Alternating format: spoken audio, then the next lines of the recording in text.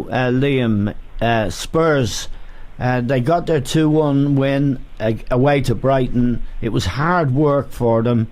They haven't made a really good start to the season. Not a very convincing start. And it looks like the stadium project is in trouble, and it's going to be a while before they get back in there. The Harry Kane question keeps arising. I watched them on Saturday night. John watched it as well. What they're saying, and I saw the point being made actually by Harry Redknapp. He won the Golden Boot at the World Cup. I'm putting this to you, Liam, and then to John. 3 of the goals he scored were penalties.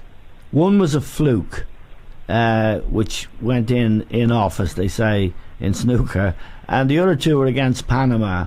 So maybe that sort of he's had a really poor season so far, and he looks tired to me.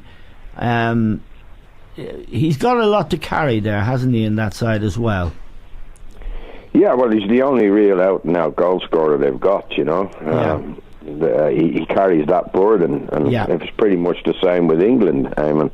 And I remember we were talking with the 3 of us before the World Cup, and John was a little bit worried that the fact that he had been made captain by Gareth Southgate wasn't going to help him, and it didn't look like he looked like he was carrying the weight of the world on his shoulders in the World Cup. I know he won the Golden Boot, but he didn't have a good tournament, and that's carried on into the Premier League. And Harry Kane, I've always said it, if he doesn't score goals, he does very little else. Yeah, he's a game lad, but he's not a super talented lad.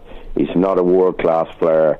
Well, you compare him to someone like Firmino. If Firmino doesn't score, he can do a marvellous job for the team, for Liverpool. Yes. He creates space, he holds the ball up.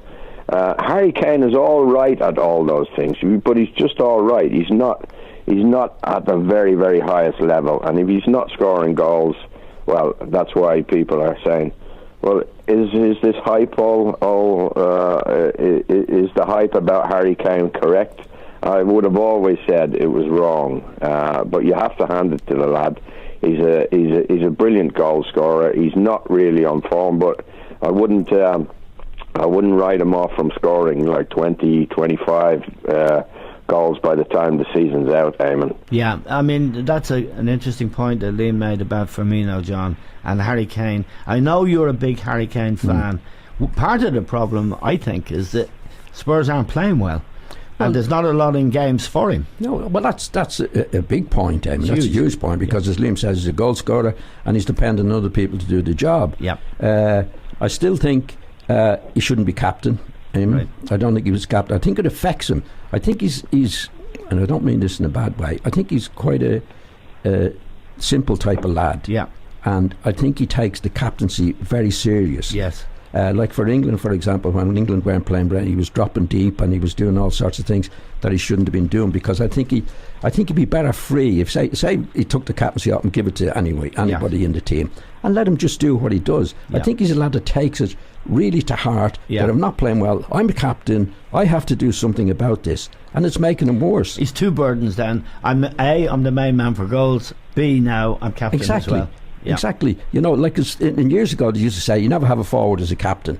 Yeah. You know, I'm not that wasn't always correct, but generally speaking, like centre halves and because they had the game in front of them, they were expected to stop goals, but they weren't expected to score them. Yeah. And Harry Kane, he got one chance the other day and he made a mess of it, because I think generally speaking, I think it's takes it out of you physically as well. Yes. I mean, like if for England, he had a poor World Cup. Yeah. Really. And to be fair to him, he said that himself. Yeah. Like when he came back, he said he didn't play, wasn't happy with the way he played. But I think the captaincy actually takes over his mind, that I'm the captain, I have to show everybody what I can do. And as a goal scorer, that's the worst thing that could be on your mind. You know, if you go back to Jimmy Greaves, was great with the Spurs scorer years ago. Jimmy wouldn't be the last thing Jimmy would want is to be captain. Yeah. All he wanted to do was score goals, I mean. Yeah. And in other words, he'd hang around, but it never got on at him.